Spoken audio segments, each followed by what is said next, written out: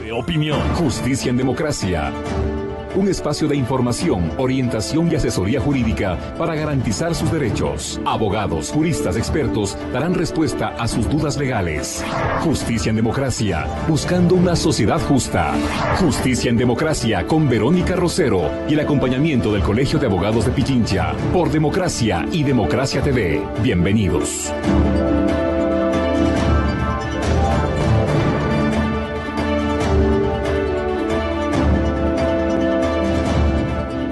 Señoras y señores, tengan todos ustedes muy buenos días. Qué placer acompañarlos. Estamos nuevamente junto a ustedes en Justicia en Democracia. Gracias como siempre a su presencia y a los abogados que todas las semanas nos acompañan. El Colegio de Abogados de Pichincha nos da la mano realmente gigantesca en procurar tener aquí a los mejores profesionales en el ámbito del derecho.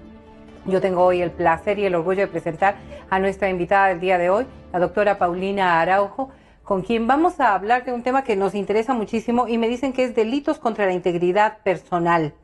Una de las cosas más importantes que debemos establecer cuando hablamos de esto es, primero, delimitar el campo en el cual se desarrollan. Si nosotros hablamos del ámbito personal, estamos hablando de todos los ciudadanos que formamos parte de este país. Bienvenida y muchísimas gracias por acompañarnos. Muchísimas gracias la invitación, siempre un placer estar aquí. También un agradecimiento al Colegio de Abogados que con este granito de arena contribuimos al país para dar lineamientos informativos acerca de cómo reaccionar cuando hay un delito. Y contestando su pregunta acerca de qué abarcan los delitos contra la integridad personal, es básicamente todas estas conductas que van a atentar contra la vida y contra la integridad física. Perdóname, Paulina, estableciendo que la integridad física no solamente es lo que compete al cuerpo, sino también a su psiquis, a sus emociones, es decir, a la integralidad del ser humano. Exactamente, puesto que con el Código Orgánico Integral Penal se está reconociendo, por ejemplo, en el ámbito de protección a la mujer y los miembros del núcleo familiar, una situación de que hay figuras de que el mero hecho de que haya una afectación psicológica tiene que ser sancionado. Y no por decir mero hecho quiere decir que sea menos, porque se sabe a ciencia cierta que las afectaciones psicológicas pueden ser mucho más graves que una afectación física. Si le rompen una pierna, usted va a curar, pero lo psicológico, al no ser de expresión física, muchas veces queda en silencio, las víctimas tienen miedo de denunciar. Entonces, es una situación que el legislador, al menos en teoría, en la ley, ha previsto. Pero luego, al poner en práctica las normas, ahí también vemos que muchas veces hay ciertas arbitrariedades de los órganos de administración de justicia. Situación que hoy sí quisiera abarcarla para que las personas sepan lo que tienen que exigir. No porque vaya a una fiscalía y denuncie y le digan que eso no es delito, tenga que quedarse callado, sino que tenga que insistir y decir esto es delito y les exijo que investiguen. Pero para eso se requiere un conocimiento previo, sí, de parte de los ciudadanos. Y muchos de nosotros podemos resultar ser absolutamente ignorantes de cuáles son nuestros derechos. Además, también venimos del resultado de un proceso cultural en donde un montón de cosas dentro de lo común se volvían normales. Y sobre todo en lo que tiene que ver con temas que están relacionados con esta violencia que bien usted la determina como psicológica y que puede ser afectación para el niño de la casa, para la mujer de la casa y, ¿por qué no?, para el hombre de la casa también. El comportamiento, estos hechos conductuales a los cuales nos vamos simplemente, qué sé yo, adaptando a lo que viene en la vida, porque lo hemos visto en nuestro hogar paternal, lo vamos nuevamente nosotros también fomentando en nuestro hogar actual y al final se vuelve una rutina que no la sabemos calificar como delito. Por eso es tan importante que cuando nosotros hablamos de la determinación o de lo que estima la ley, seamos puntuales en que todas estas cosas que nos pueden parecer comunes no están dentro de lo que se constituye como una vida sana. Así es. Y eso es importante porque si bien en términos jurídicos la ley una vez que está publicada se entiende que es de conocimiento general, lamentablemente, como tenemos un gran cambio normativo en el Ecuador, no se logra hacer una difusión de qué conductas sí tienen protección del Estado para sancionar al responsable. Por ejemplo, el mero hecho de que una persona le amenace, le diga, te voy a matar, te voy a golpear, eso ya es delito. Se llama el delito de intimidación. Y muchas veces se piensa en la sociedad que hay que esperar a que me golpeen, que hay que esperar a que me violen para poder acudir a la justicia, y eso no es así. Y penosamente ese patrón de comportamientos, esos prejuicios sociales, también suelen replicarse en fiscalía, que le dicen, pero ¿cómo esto?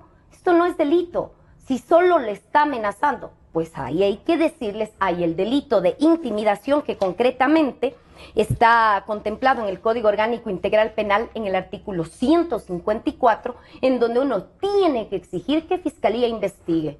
Deberíamos, y yo lo pongo desde esta manera porque quizás deberíamos partir de estos cambios en las conductas de los seres humanos dentro de un proceso de educación que incluya a los adolescentes, a los niños, en no sé si el estudio, pero al menos en la revisión de temas como el COIP. Exactamente, ya les digo, si bien es bastante amplia la norma, pero primero saber nuestros derechos, que sí, que mi integridad como ser humano está protegida. Tenemos esa protección en la ley.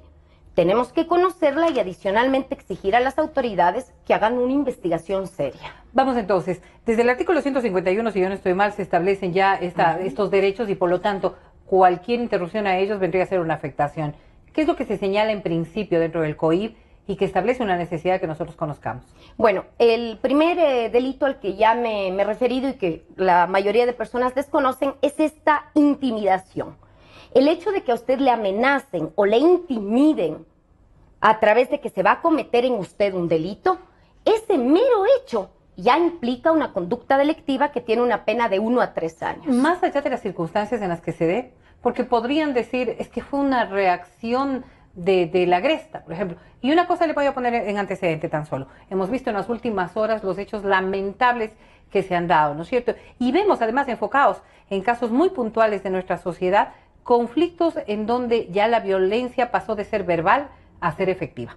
Pero cuando uno le dicen en la calle a alguien, porque simplemente estamos manejando de una manera quizás irracional y le amenazan a uno, ¿ya por sí se constituye un delito? Bueno, la norma nos determina primero esta intimidación o amenaza de un delito, pero adicionalmente el legislador decidió que se tenga que demostrar que los antecedentes que rodean al acto lo tornen verosímil. Okay. Es decir, que yo sí pueda pensar que lo que la persona me está amenazando lo puede llevar a cabo. Situación que el COIP no debió haberlo previsto, puesto que le está dando a la víctima una carga adicional de tener que demostrar argumentos en relación a que sí se puede hacer efectiva o no esa amenaza. Antes, en el ex Código Penal, teníamos la mera amenaza de un delito, ya era sanción. Ahora aquí es la amenaza, pero adicionalmente hay que ver que el ambiente nos determine que puede ser verosímil. Y esto es bastante abierto, porque dependerá cómo las autoridades lo tomen, e incluso la propia persona. Claro, una subjetividad que puede estar implícita. Y eso no debe ser parte de un código penal. Un código penal debe ser claro, autónomo, bastarse a sí mismo y admitir una sola interpretación, que es la gramatical. Sin embargo, pese a esta falencia, ante todo la prevalencia de derechos. ¿Y eso qué implica? Un ejemplo en el que se pueda demostrar que es verosímil. Una persona con la cual ya se ha demostrado tener varios encontrones, una persona que se le conoce que es violenta, explosiva, que es de armas tomar, de aquellas que si amenaza va a cumplir. Adicionalmente se puede dar en entornos como puede ser escenarios deportivos, en donde se sabe que la actuación en grupo puede ser un factor detonante para los delitos. Claro que sí. Entonces, hay esa situación de protección en que se puede alegar. Y hay circunstancias que podrían complicar, digo, por ejemplo, una persona que ha ingerido licor, que ha ingerido sustancias estupefacientes, una persona que esté descontrolada por cualquier circunstancia, puede tener todo este condumio que se requiere como para poder incluirlo en el acto. Sí, bueno, es importante saber que en la legislación ecuatoriana el hecho de que yo esté drogado o tomado no me exime de responsabilidad. Es decir, el legislador le va a ver como que fuera una persona que está en su sano juicio. ¿A su criterio positivo o negativo aquello? Es positivo, porque de lo contrario mucha gente se escudaría en esa situación para buscar eludir la ley. Es más, la propia norma dice que si se logra demostrar que la persona se drogó o tomó para darse valor y cometer el delito, eso es agravante. Mire usted. Es más, porque también buscaría con eso tratar de evadir responsabilidad, eso es un agravante. De ahí que también el hecho de que no es que estaba tomado, estaba tomada, también muy propio del Ecuador, el pobrecito, sepan que en el ámbito penal el alcohol y las drogas, ese estado no exime de responsabilidad a persona alguna, porque lo que estamos debatiendo el día de hoy, los derechos de las personas a su integridad, a su vida, prevalecen. Por supuesto, y debería ser tarea de todos, pero ahora pongámoslo en un caso inverso, y le voy a poner un ejemplo que me lo hacían en esta víspera, que me parecía válido, porque siempre asumimos a que, por ejemplo, un adolescente está en una condición de inferioridad respecto de un adulto que podría ser quien atente. Una mujer está en una condición de mayor debilidad frente a un hombre que podría ser quien atente. Y me decían, ¿qué pasa con los hombres que son agredidos también y de alguna manera víctimas de una circunstancia inversa, en donde es la mujer quien se convierte realmente en quien puede ser la actora del delito? Sí, y eso también hay que hacerlo notar. La ley no privilegia única y exclusivamente a la mujer como víctima, ni tampoco encasilla solo al hombre como posible agresor. La norma es bastante clara porque protege, por ejemplo, en el ámbito familiar, que cualquiera, sea marido, mujer, unión de hecho, simples novios, novio o novia, la protección sin diferenciar que el hombre es el que tiene que cometerlo en contra de la mujer, no, dice la persona que haga tal cosa y afecte a otra tendrá la consecuencia jurídica. ¿Lo mismo ocurre con los adolescentes? En la cuestión de niños, niñas y adolescentes, importante saber que ellos son el único grupo que tiene derecho prevalente. Y esto por nuestra ley máxima, que es la Constitución. Entonces, en el caso de los menores, hay que verlos como una situación de mayor fragilidad, de mayor protección. Es más, en el caso de delitos sexuales, por ejemplo, el mero testimonio del menor tiene ya un gran peso para llegar a una decisión. Más que todo en delitos sexuales, que si bien no es el tema del día de hoy, pero por un caso que es público, de conocimiento, pues tenemos que saber, sí, que los menores tienen mayor protección, porque son, al fin de cuentas, el futuro del país. Y en el caso, por ejemplo, de delitos sexuales, ahí no les protegen la libertad sexual, porque aún no tienen la madurez para ejercerla, sino la indemnidad sexual.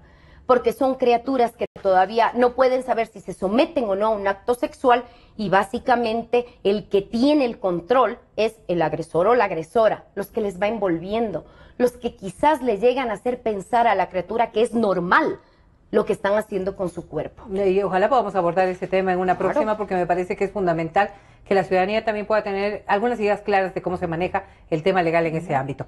Pero hablando de lo que nos compete el día de hoy y estos delitos, ¿qué otro tipo de circunstancias deberíamos estar claras que se convierten en un delito como para poder defenderlo? Porque lo que usted decía, posiblemente tras conocer todo este proceso podamos ir cambiando nuestra visión de lo que ocurre. Y antes de finalizar este espacio, yo sí le pediría que nos indique cómo deberíamos actuar en el momento en que somos nosotros, las personas agredidas o las personas vulneradas, para saber dónde debo ir, cómo debo actuar, a quién debo reclamar, si debo o no debo ir en representación con un abogado, es decir, todo aquello. ¿Pero qué otro delito deberíamos concebir? Otro delito interesante que contempla el COIP se llaman torturas. Si bien la ciudadanía que nos ve, que nos escucha, puede pensar que tortura es más bien dar latigazos a una persona y por lo general asimilado a una privación de libertad o una tortura para lograr obtener un testimonio, no es así. La tortura se va a configurar según el artículo 151 cuando hay una persona, sea mujer o hombre, que va a generar grave dolor o sufrimiento a otra, sea de índole físico o psíquico. Pero no es subjetivo aquello. Sí, es bastante amplia la norma, porque luego la norma incluso le dice que será delito aún sin que se tenga que demostrar una huella física, sino que tranquilamente una persona puede acudir a fiscalía y decir, mire, la conducta de esta persona de hostigamiento permanente me está generando una grave afectación psicológica. Y ahí también hay que demostrarlo.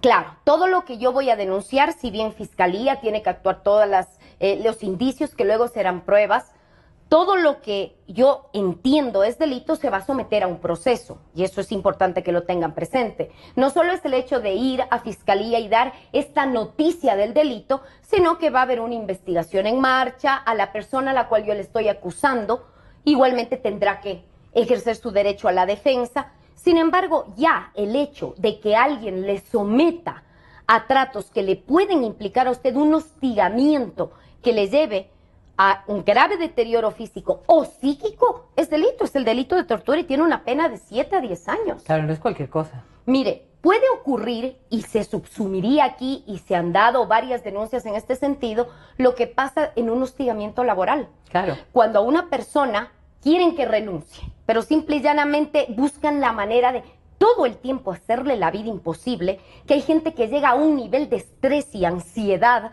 que requiere contratar psicólogos, que ve su vida afectada. Al fin de cuentas, entraría aquí, en el 151. Mire usted, y me pongo a pensar tan solo, y dentro de lo que constituye el tema social, habrán quienes nos sentimos hostigados también de ciertos actores, ¿no? Por supuesto, y entraría en el artículo 151. Ojo, ley que hizo la Asamblea Nacional, que esté bien hecha, que es muy amplia, que se permitiría subjetivismos, está vigente. Si una persona se siente víctima de esta conducta, de que le han infligido grave dolor o sufrimiento, sea de naturaleza física o psíquica, entra en el artículo 151. Claro, la demostración de los hechos ya será otra cosa y entiendo yo, habrán procesos, pero es bueno saber que cuando estamos sometidos, lo mismo puede ocurrir también dentro de lo que se constituye como, no sé, hostigamiento dentro de la vivienda, dentro de la relación familiar. ¿Puede darse casos como estos?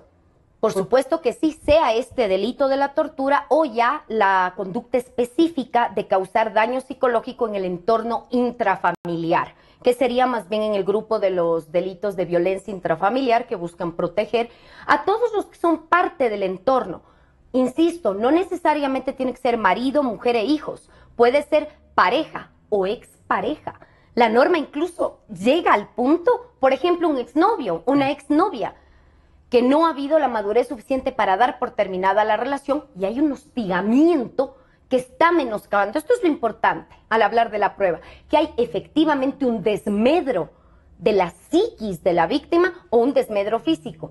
Y ambos pueden ser probados a través de peritos. Lo físico, un médico legista le puede determinar el tiempo de duración de la lesión y en base a eso se tabula la pena. Ahora, pero en lo psicológico también. Y a eso iba. En el ámbito de lo físico, obviamente, si estoy presente el golpe, pues va a ser mucho más claro de demostrar, pero ¿qué ocurre en el ámbito psicológico en donde quizás hemos aguantado a un punto en el que ya no soportamos más? Mire, en este punto hay primero peritos expertos en psicología acreditados al Consejo de la Judicatura, es decir, pedir que se nombre un perito para que le evalúe la víctima y así haga efectivo todo lo que no vemos porque está en la psiquis, pero que hay una afectación, primera vía. Segundo, y también poca gente lo conoce, dentro de lo que es policía judicial y criminalística, tienen igual varios peritos expertos en psicología, que también pueden evaluar, es más, y lo deben saber. No sé si la ciudadanía tenga conocimiento, pero importante explicarlo ahora, hay en fase de investigación un espacio que se llama Cámara de Gesell. Cámara de Gesell es un cuarto dividido por un espejo que no permite ver quién está al otro lado, en donde se busca no revictimizar a alguien. No volverlo a exponer a la... Exactamente, para que no vuelva a vivir el dolor que de por sí engendra una conducta delictiva en contra de esa persona. ¿Quién opera la Cámara de Gesell? No es ni un abogado, ni un juez, ni un fiscal, es un psicólogo.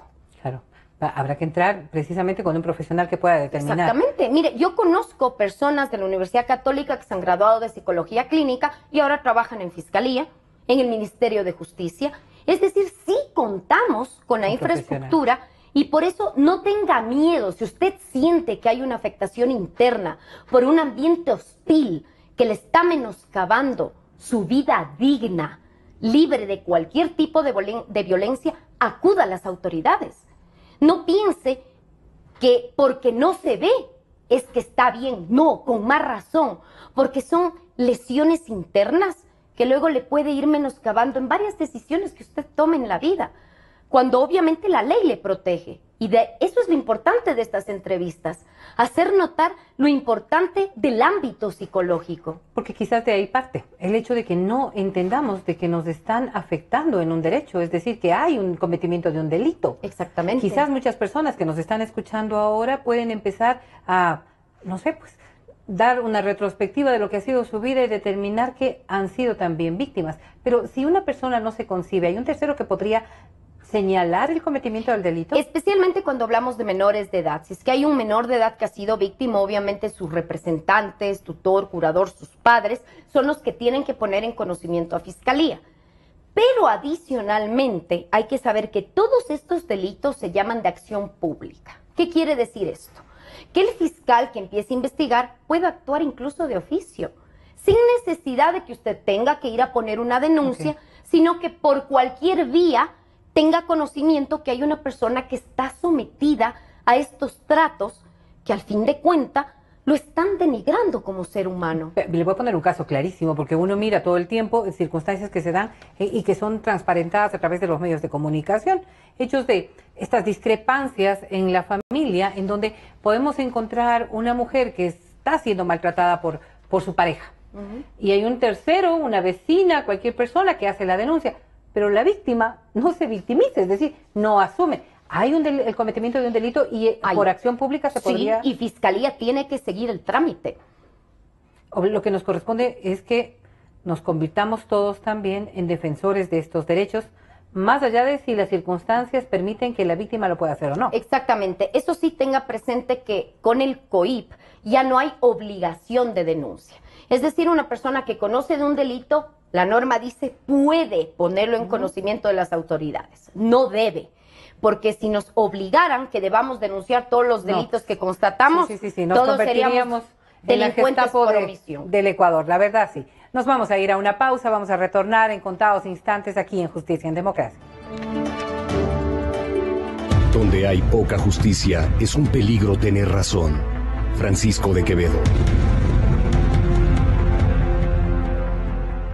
Inicio del espacio publicitario. Soy José Luis Jaramillo, candidato a la Asamblea por la provincia de Pichincha, Distrito 4. Mi misión será fiscalizar, reformar y crear leyes en beneficio de los ecuatorianos. Junto a la gente construiremos las propuestas para llevarlas a la Asamblea. Por asambleístas provinciales, vota todo en Vota blanco. todo 10. Dalo y Ramiro, presidente. El man en la pinta. Publicidad electoral. Asambleístas provinciales. CNE. Elecciones Generales 2017. Soy Pablo Dávalos, economista y académico. Voy a trabajar para la reactivación económica. Legislaremos para que los créditos educativos se conviertan en becas. Vamos a cambiar el país. Cuando un sueño se viste de arcoíris, nadie lo puede derrotar. Pablo Dávalos, asambleísta por Pichincha, Distrito Norte. Vota todo 18. Publicidad electoral. Asambleístas provinciales. CNE. Elecciones Generales 2017. Soy el teniente coronel Mario Segovia, asambleísta por Pichincha, circunscripción Centro Norte. Legislaré por la seguridad ciudadana y la reinstitucionalización de la fuerza pública, sin miedo de ir tras los corruptos. Mario Segovia, asambleísta Pichincha, circunscripción Centro Norte. Unión Ecuatoriana, justo lo que necesitamos. El 19, vota todo 19. Publicidad electoral. Asambleístas provinciales. CNE. Elecciones Generales 2017. Estamos viviendo años duros como tú. Vemos cómo nos perjudican y empobrecen. Nos preocupa el futuro de nuestros hijos. Sentimos indignación y rabia, pero también más esperanza que nunca. Ya toca un cambio positivo. Raya, todititito a las 6. Publicidad electoral. Parlamentarios andinos. CNE. Elecciones Generales 2017. Soy Pablo Dávalos, economista y académico. Voy a trabajar para la reactivación económica. Legislaremos para que los créditos educativos se conviertan en becas. Vamos a cambiar el país. Cuando un sueño se viste de arcoíris, nadie lo puede derrotar. Pablo Dávalos, asambleísta por Pichincha, Distrito Norte. Vota todo 18. Publicidad electoral. Asambleístas provinciales. CNE. Elecciones Generales 2017. Ecuatorianos, vamos por el cambio. Viene con fuerza el cambio que hará surgir el trabajo. Cambio que a la familia le devuelva la esperanza. Vamos con ilusión, hagamos grande esta tierra. Para asambleístas por Pichincha. Pichincha vota todo en plancha 21-23. Héctor Muñoz, asambleísta. Vamos por el cambio.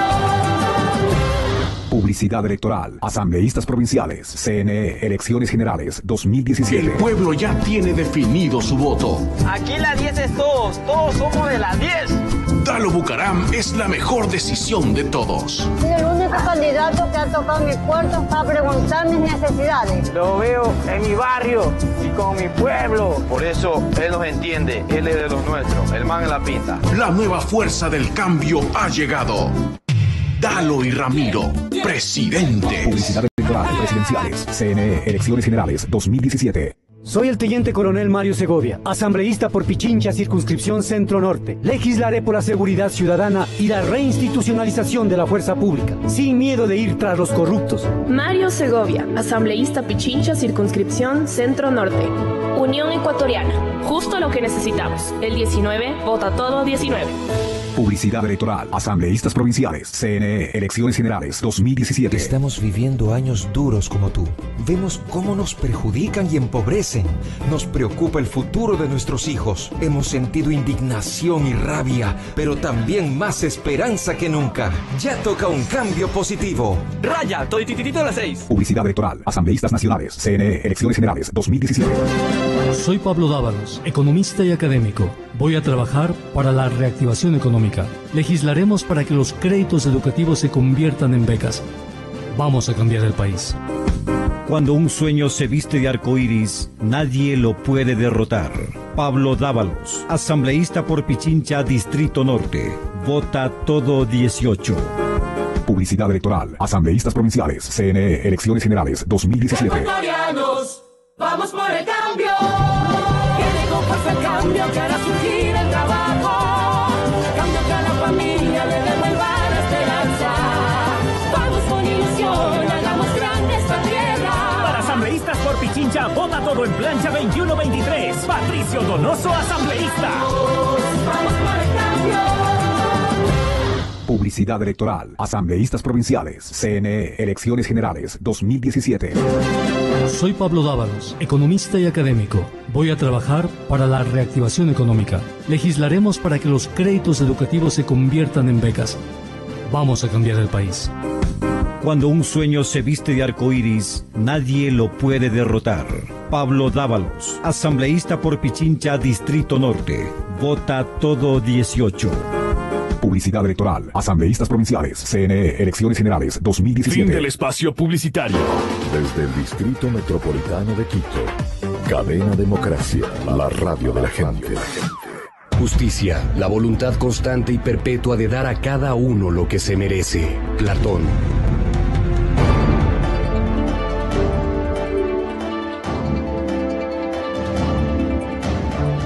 Continuamos en este diálogo muy interesante que esperamos que sea para su beneficio, para su información, pero sobre todo para defender, como siempre decimos en este espacio, nuestros derechos. Justicia en Democracia, dialogando hoy con la doctora Paulina Araujo. Estableciendo estos delitos, y usted nos hablaba de algunas de las cosas que pueden estar incluidas. ¿Qué pasa, por ejemplo, cuando una persona es, yo diría, no vendría a ser retenida, pero sí estamos viendo, por ejemplo, una pésima atención de personas que estando en una discapacidad intelectual son recluidas en las viviendas, por ejemplo? Y me ponía a pensar, porque usted decía la tortura de tenerlos encerrados, por ejemplo, ¿cómo se debe manejar? En este sentido, o sea, hay una conducta de esa privación de una libertad ambulatoria, de poder salir donde la persona guste o hacer lo que quiera, que le implica un grave menoscabo del ejercicio de sus derechos en lo psíquico. Imaginen lo que es a una persona que no pueda hacer lo que quiere, que no pueda salir de un espacio reducido. Es someterlo a este tipo de tratos que deberían ser denunciados. Claro, y estamos viendo también otras problemáticas sociales que pueden estar inmersas, ¿no? Personas con discapacidades severas, que no pueden moverse. Esta falta de atención hacia las personas que tienen determinadas condiciones o debilidades que no les permiten, usted decía, moverse, posiblemente, pues no sé, ser independientes por sí mismas. ¿Cómo se maneja? ¿Esto se convierte en un delito? ¿Deja de serlo? Bueno, esta sería otra figura, ya no sería la tortura, sino que entraríamos a lesiones causadas por quien tiene un rol de garante, un rol de protección, por ejemplo, de una persona discapacitada que obviamente depende de otro. Entonces ahí entraríamos en figuras omisivas, que por no hacer lo que tengo el deber, es decir, cuidar a esa persona, tendría que responder. Más allá de que no existan los recursos o no existan las capacidades. Bueno, importante, y esto es algo que se debe saber, el derecho penal es para delincuentes, obviamente. ¿Qué quiere decir? Que la gente ha actuado con dolo, con intención positiva de causar daño. Eso también es parte de la figura penal. No solo la descripción que veíamos aquí, el infligir daño a otra persona o causar lesiones por acción u omisión, sino que también se llama elemento subjetivo del delito. Tengo que demostrar que eso se dio, ¿por qué? Porque la o el agresor quiso causar daño. Es importante. Caso contrario, también tendríamos un derecho penal sometido a un abuso, ¿no? Que cualquier conducta que se sabe que no implica delito se ponga en conocimiento de fiscalías, porque eso no está bien tampoco. Ahora, ¿y en la práctica se está manejando correctamente? Vea, en la práctica habrá denuncias que tienen cabida donde efectivamente hay un delito y se debería imponer la pena al responsable, pero hay también otro segmento de la población que utiliza el asustar a otro con una denuncia penal para obtener beneficios. Y eso no está bien. Ejemplos, por ejemplo. Por ejemplo, que quiera una persona casarse con otra, pero la otra persona no quiere, simplemente no es su voluntad. Entonces empiezan las presiones. Por ejemplo, si tú no accedes a tal cosa, te denuncio por tortura, porque diré que mientras estuvimos juntos tenía una grave afectación psicológica. La persona sabe que no hay delito, pero está utilizando la amenaza de la denuncia para ejercer un tipo de presión en el otro. Eso es un abuso del derecho. Claro, pero un abuso que se da también porque es una normativa exageradamente amplia en su concepción que puede llevarnos a estas interpretaciones. Sí. Lamentablemente. Y además a la subjetividad del administrador de justicia, que es una de las cosas en las que yo me quiero detener. Porque cuando una persona se siente afectada en el derecho, va y acude a la fiscalía, que vendría a ser el órgano pertinente, pero siente que allí no están siendo respetados sus derechos como obra. Claro, ahí es una situación que es ya fáctica, ¿no? Es más allá de lo jurídico, tenemos las normas, pero ahí es cuando se apela mucho a la situación de que los fiscales deberían ser personas bien formadas, también en algo que se llama victimología. Un fiscal debería saber cuándo está frente a una verdadera víctima o alguien que está fingiendo algo con ánimos de venganza con otro. Porque le digo, sacude mucho al ámbito penal, a veces incluso para lograr sacar dinero a otra persona. Porque a todos nos asusta tener una denuncia en contra, saber que podemos ir a una cárcel, ya compele, ya hace que uno se retraiga. Pero más allá de lo que puede hacer un fiscal o lo que las personas podrían exigir de fiscalía, yo creo que es fundamental un empoderamiento de derechos humanos. ¿En qué sentido? En que yo puedo ejercer mis derechos hasta donde empieza el derecho de otro.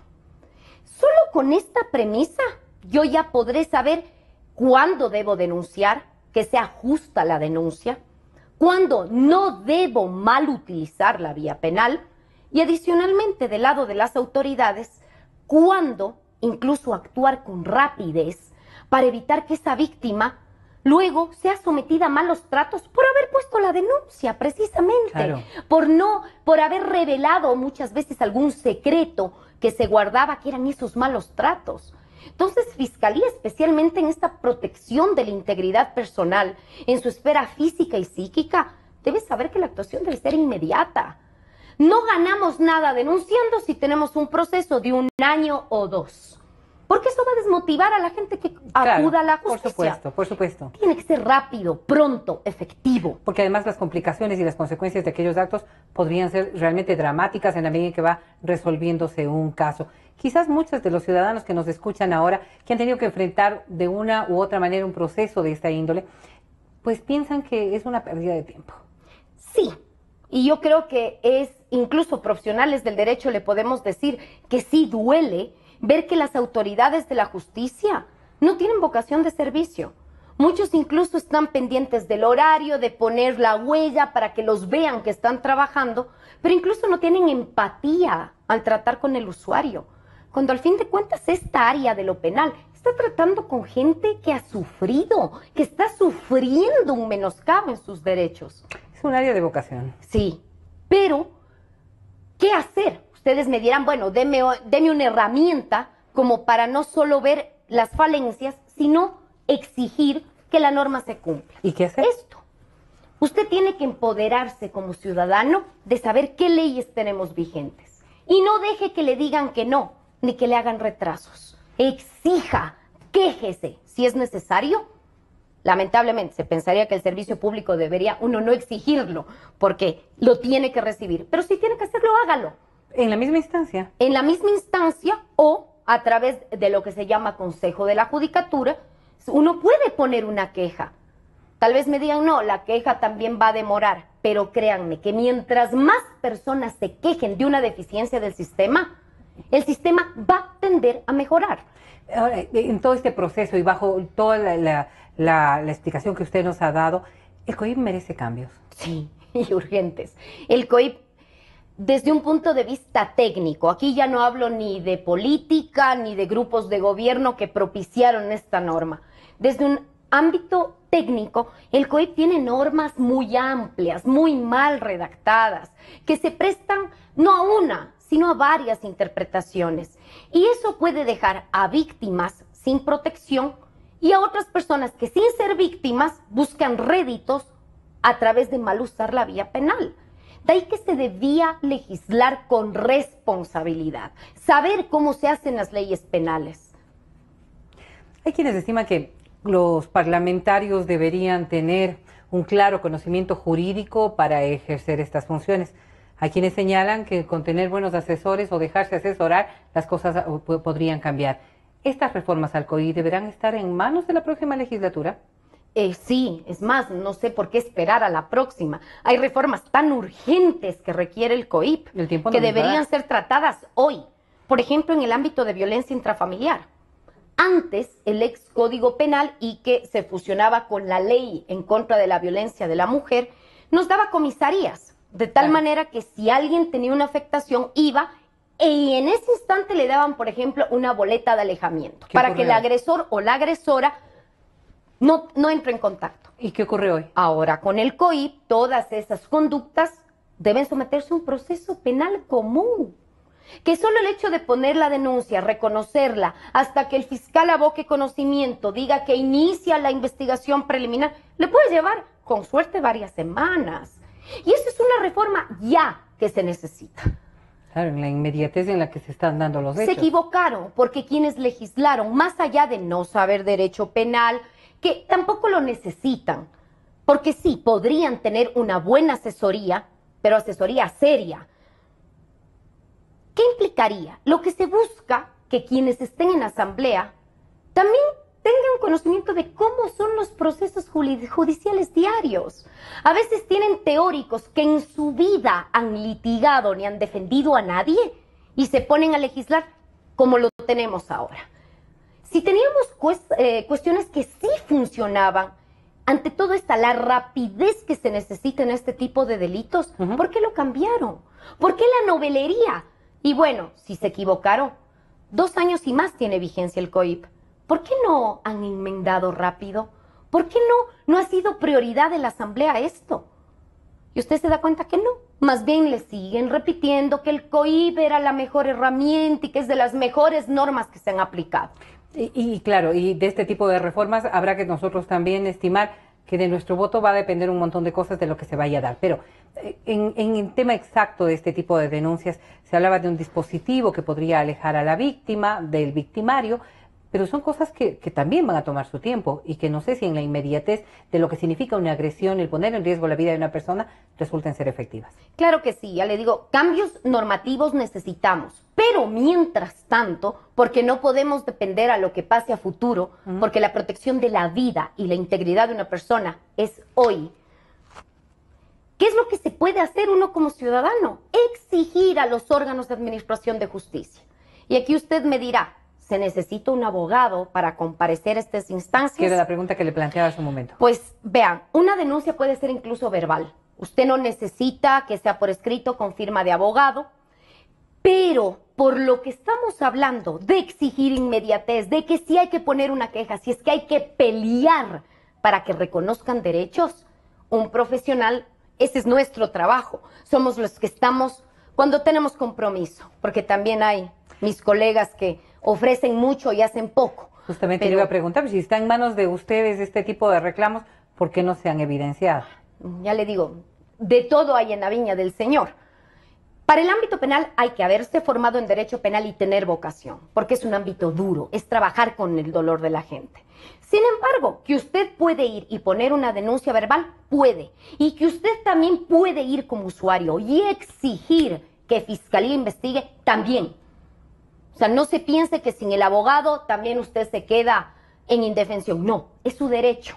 Y si le dicen que no, que vuelva mañana, plántese y diga. Si usted le tiene que llevar la ley y decir, mire, lea, señor funcionario. Sí, hemos llegado a ese punto lamentable, porque se entendería que los derechos debemos ejercerlos, que el Estado nos ampara nuestros derechos. Pero si hay que pelear por ellos, no tengan miedo, hágalo. Hay que alzar ya la voz, ¿no? Bueno, exactamente, pero ese sí es quizás uno de los puntos en donde más débiles nos hemos mostrado como sociedad. Terriblemente hay que reconocerlo, pero realmente en los últimos años, y no sé si es que en el transcurso de los anteriores, nos hemos convertido en personas débiles con falta de defensa de nuestros propios derechos. Tengo 5 minutos tan solo, Paulina, y yo no quiero dejar de lado el tema de la violencia sexual. Este es uno de los aspectos bien importantes y que estarían dentro de los delitos también personales, porque estamos hablando de quizás esposas que son víctimas sexuales de sus propias parejas. Y estamos observando lo que ocurre lastimosamente en montones de circunstancias en donde hay víctimas dentro de los hogares, quizás no con el padre, la madre, pero en el entorno mucho más cercano. ¿Qué es lo que dice la ley? ¿Cómo deberíamos nosotros funcionar como sociedad y como personas igual para defender estos derechos? Perfecto. Aquí el derecho madre, si bien hemos hablado de la integridad de la persona, también se llama libertad sexual. Tenemos ese derecho, sí, de saber cuándo o cuándo no entablar una relación sexual. Es un derecho básico de la persona. Entonces la ley, por un primer instancia en el ámbito intrafamiliar, tiene el delito de violencia sexual. La persona a la cual se le impone u obligue a mantener relaciones sexuales va a tener una pena en relación al delito que se comete. Por ejemplo, si es que es con violencia o privándole de la razón a la persona, el delito se llama violación. ¿Que se puede dar en el entorno familiar? Sí, señores. Nada de que porque estoy casado o es mi pareja no procede. Eso es falso. Nunca se olvide, usted tiene el derecho de libertad sexual, de saber cuándo lo ejerce. Si alguien le obliga a mantener relaciones sexuales, eso es delito. ¿Y cómo? Porque quizás también viene ese aspecto, ¿no? Por supuesto. Y no estamos hablando de parafilias, estamos hablando simplemente de gustos. Exactamente. Se entiende que una relación sexual sana es voluntad de dos. Consentida. Si es que hay un sometimiento a la otra parte, es vulneración de derechos. Y eso tiene protección en la ley más dura, que es el Código Orgánico Integral Penal. ¿Eso le puede implicar cárcel a otra persona? Sí. ¿Cómo lo demuestra? Bueno, esa situación ya es más complicada. ¿Por qué? Y ya le dije la situación de los delitos sexuales y no solo en menores de edad. El delito sexual no se comete en público. Por lo general es de dos y queda ahí la víctima sintiendo la conducta. Y en estos delitos nuestra jurisprudencia, la decisión de nuestro más alto órgano de justicia ordinaria, que es la Corte Nacional, ha dicho: el testimonio de la víctima debe tener un valor fundamental, porque no hay nadie más quien lo constate. Pero aquí, una vez más, apelamos en que se debe acudir con la denuncia cuando se sabe efectivamente que hay ese menoscabo en la persona porque hay una imposición de la otra. Si sabemos que eso no es así y más bien se busca algún tipo de presión, no lo haga. O sea, no utilice el derecho penal para vengarse de alguien. No, utilice el derecho penal cuando hay esto, cuando le han menoscabado sus derechos. Sí, es parte, yo diría, fundamental de este proceso, el conocimiento. Mientras más vamos enterándonos, mientras más los profesionales del Colegio de Abogados de Pichincha nos acompañan y nos explican lo que tiene que ver con la administración de justicia que nos resulta tan lejana en ocasiones, creo que vamos volviéndonos ciudadanos más responsables y que podemos defender precisamente toda nuestra integridad y dentro de ella la integridad jurídica a la que tenemos derecho. Muchísimas gracias, doctora. Muchísimas gracias por la invitación. Pues esta es su casa, simplemente cuando guste.